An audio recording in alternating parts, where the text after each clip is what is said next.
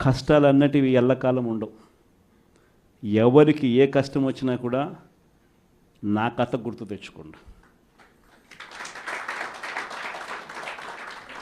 16 నెలలు నన్ను జైల్లో పెట్టినారు.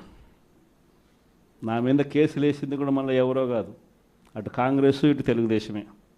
నా పిటిషన్లో ఎవరు పిటిషనర్స్ అంటే అటు కాంగ్రెస్ ఎమ్మెల్యేలు ఇటు తెలుగుదేశం పార్టీకి సంబంధించిన నాయకులు.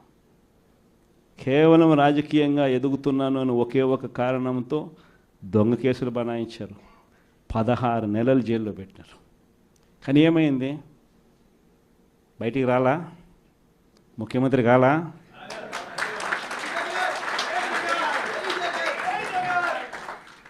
ప్రతి ఒక్కరు ఇది గుర్తుపెట్టుకోండి.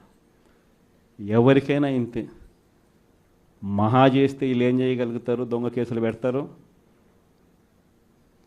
కాదండంలా బెదిరిస్తారు, కాదండంలా మహా అయితే 3 నెలలు లోపల వేస్తారు, అది కాదండంలా. కానీ ఏం చేస్తారు? 3 నెలల తర్వాత మళ్ళా వస్తాం, రెట్టించిన ఉత్సాహంతో మళ్ళా పనిచేస్తాం. ఎవరెవరైతే మిమ్మల్ని జైల్లో పెట్టే కార్యక్రమం ఎవరెవరైతే చేస్తారో, మంచి చేసిన వాళ్ళని గుర్తుపెట్టుకోండి, చెడు చేసిన వాడిని గుర్తుపెట్టుకోండి. ఇద్దరిని గుర్తుపెట్టుకోమని చెప్తాను. ఊరికే చూస్తూ ఊరుకోం. వైఎస్ఆర్ కాంగ్రెస్ పార్టీ బ్రతుకుతుంది. వైఎస్ఆర్ కాంగ్రెస్ పార్టీ ఈ రాష్ట్రాన్ని ఏలుతుంది అని కూడా ఈ సందర్భంగా చెప్తాను. మరో 30 సంవత్సరాలు ఏళ్తామని కూడా ఈ సందర్భంగా కూడా మరి గట్టిగా కూడా చెప్తాను. కాబట్టి ఎవ్వరూ కూడా వైఎస్ఆర్ కాంగ్రెస్ పార్టీకి సంబంధించిన ఏ కార్యకర్త వెంటికి కూడా పీకలేడు అని చెప్పి కూడా ఈ సందర్భంగా చెప్తాను. ఇది ప్రతి ఒక్కరూ గుర్తుపెట్టుకోండి. ఒక్కటే గుర్తుపెట్టుకోండి, ఈసారి జగనన్న 2.0 కొంచెం వేరుగా కూడా ఉంటుంది. ఈసారి జగనన్న 2.0 కార్యకర్త కోసం ఎలా పనిచేస్తుందో కూడా చూపిస్తుంది. ఇది మాత్రం నేను ఖచ్చితంగా చెప్తా ఉన్నా. ఎందుకనంటే జగనన్న 1.0లో బహుశా కార్యకర్తలకి నేను అంత గొప్పగా బహుశా చేయలేకపోయి ఉండొచ్చేమో. ప్రతి పథకము ప్రతి విషయంలోనూ కూడా మొట్టమొదటిగా ప్రజలే గుర్తుకొచ్చారు. ప్రజలకు మంచి చేయడం కోసమే నా టైం కేటాయించా, నా తాపత్రయపడ్డా, ప్రతి విషయంలోనూ దానికోసమే అడుగులు వేశా. కానీ జగనన్న 2.0కి వచ్చేసరికి మాత్రం చంద్రబాబు నాయుడు కార్యకర్తలకు పెడతా ఉన్న ఇబ్బందులు చూసా, కార్యకర్తలు పడతా ఉన్న అవస్థలు చూసా, కార్యకర్తలు పడతా ఉన్న బాధను గమనించా. వీళ్ళ కోసం గట్టిగా మీ జగనన్న ఉంటాడని సందర్భంగా గట్టిగా చెప్తాను. విజయవాడ లాంటి కార్పొరేషన్లో కూడా 49 స్థానాలు మనం అప్పట్లో గెలిస్తే తెలుగుదేశం పార్టీ కూటమి వీళ్ళకు వచ్చిన స్థానాలు 14, కమ్యూనిస్టులకు వచ్చింది 1. ఈ 49 స్థానాలకు మనం గెలిస్తే 64కు గాను వాళ్ళకు కేవలం 14 స్థానాలు ఉన్నప్పటికీ ఎన్నికలు అయిపోయిన తర్వాత రోజు నుంచి రకరకాల భయాలు, రకరకాల ప్రలోభాలు అదే పనిగా పెడుతూ ఒక 11 మందిని మాత్రం భయపెట్టో ప్రలోభాలు పెట్టో తీసుకోవడం జరిగింది. అయినప్పటికీ 38 మంది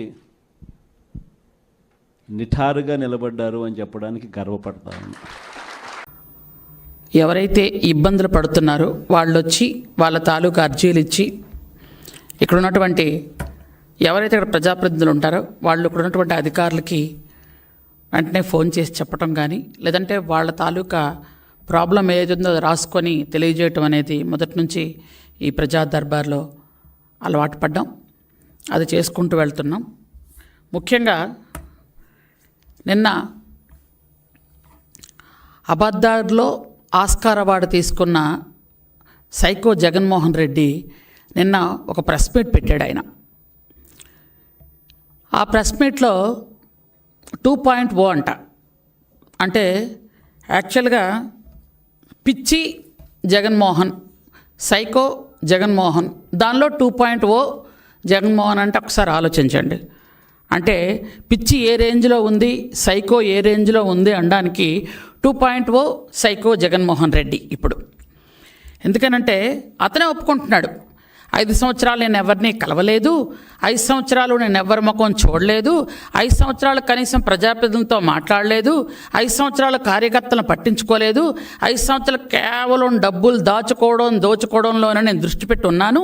ఇప్పుడు అలా కాదు, ఇప్పుడు జగన్మోహన్ రెడ్డి 2.0 అంటే ఇంకా దోచుకోవడం ఎలాగో నేను మీకు చూపిస్తాను, కాబట్టి ఇప్పుడు అందరినీ కలుస్తాను అని చెప్తున్నాడు ఆయన.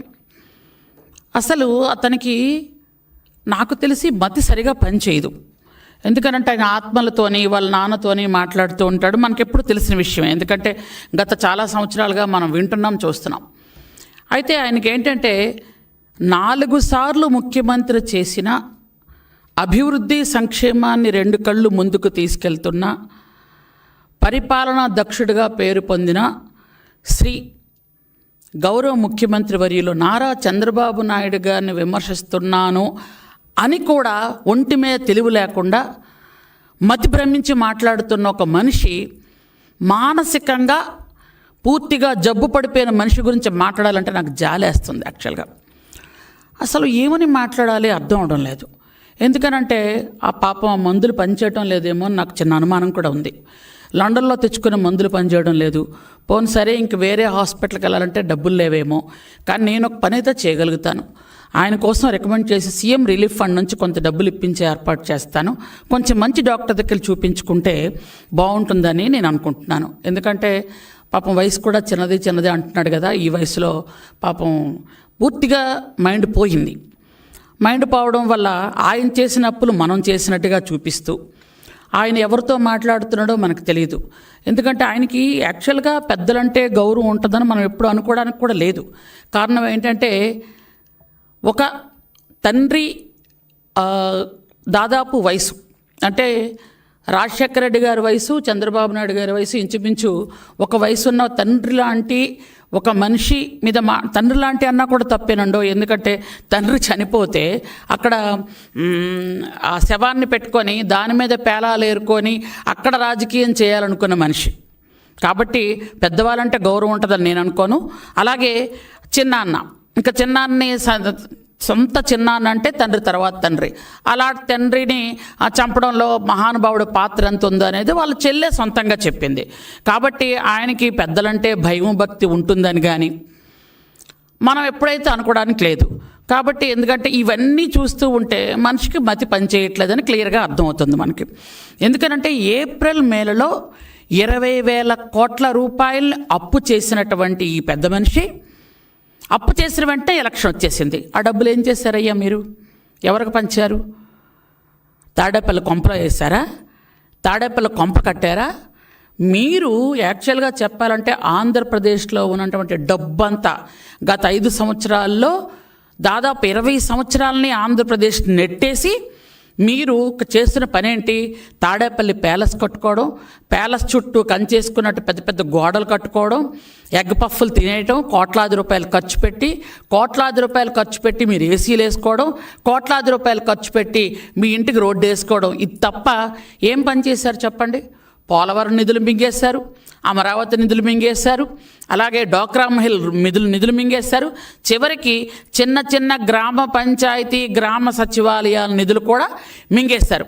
సర్పంచుల అకౌంట్లో పడాల్సిన డబ్బులు కూడా మీ అకౌంట్లో వేసుకొని మింగేసినటువంటి పెద్ద తిమింగలాలు మీరేమో మంచి గురించి అభివృద్ధి గురించి మా చంద్రబాబు నాయుడు గురించి మాట్లాడే అర్హత ఏమీ మీకు లేదనడానికి నేను కాదు, రాష్ట్రంలో ఏ చిన్న అబ్బాయినైనా అడిగినా చెప్తారు. ఎందుకంటే ఈయనకు మతి పోయింది అని. నిన్న మాట్లాడతాడు ఆయన. ఒక విలేకరు ఎవరో పాపం అడిగారు, సార్ మీరు మళ్ళీ అసెంబ్లీకి వెళ్తారా అని. నేను అసెంబ్లీకి రావాలా వద్దో మీరు వెళ్ళి స్పీకర్ గారిని అడగండి. ఆ 2 మాటలకు ఏమైనా సంబంధం ఉందా అండి? నిజం చెప్పండి. ఇప్పుడు మీకు అర్థం అవట్లే ఆయన పిచ్చోడని. పాప విలేకరు ఏదో అడిగారు, మీరు అసెంబ్లీకి వెళ్తారా లేదా? వెళ్తాను అంటే ఎస్, వెళ్ళంటే నో అని చెప్పాలి. వెళ్ళి స్పీకర్ గారిని అడగంటే అర్థం ఏంటి? స్పీకర్ గారిని ఎందుకు అడగాలి? అంటే పాపం ఎంత మతిపోయిందో చూడండి. అంటే 6 నెలలు అధికారంలో లేకపోతే హిట్ టీవీ యాప్, ఇందులో short news, live news, entertainment shows, movies, digital magazines తో పాటు మీ జిల్లా వార్తలను కూడా ఫ్రీగా చూడొచ్చు. అంతేకాదు కేజీ నుంచి పీజీ వరకు విద్యార్థులకు స్కాలర్షిప్ కూడా అందిస్తున్నాం. ప్రతి వారం 10 మందికి లక్కీ డ్రా ద్వారా ఒక్కొక్కరికి 10,000 రూపాయలు అందిస్తున్నాం. ఇంకెందుకు ఆలస్యం, వెంటనే హిట్ టీవీ యాప్ ని డౌన్లోడ్ చేసుకుని ఫ్రీగా ఎంటర్టైన్మెంట్ పొందండి. Hit TV app. Hit TV app. Please download Hit TV app. Hit TV యాప్ని ఫ్రీగా డౌన్లోడ్ చేసుకొని ఎంజాయ్ చేయండి. మీకు నచ్చిన ఎంటర్టైన్మెంట్ కోసం హిట్ టీవీ యాప్ ని ఫ్రీగా డౌన్లోడ్ చేసుకుని ఎంజాయ్ చేయండి. హిట్ టీవీ యాప్ని డౌన్లోడ్ చేసుకుని ఆస్వాదించండి, ఆశీర్వదించండి. ఇంతమంది సెలబ్రిటీలు హిట్ టీవీ యాప్ ని డౌన్లోడ్ చేసుకోండి అని చెప్తున్నారంటే ఎంత మంచి యాప్ ఆలోచించండి. అమెరికా అమెరికా అమెరికా అమెరికాలో చదవాలనుకునే వాళ్ళకి విశ్వసనీయమైన పేరు మన శౌర్య consultancy. UK Law 1 Year Masters. UK Law 1 Year Masters. 2 years work permit up to 5 years visa. Contact Saurya Consultancy. Contact 89851 89851.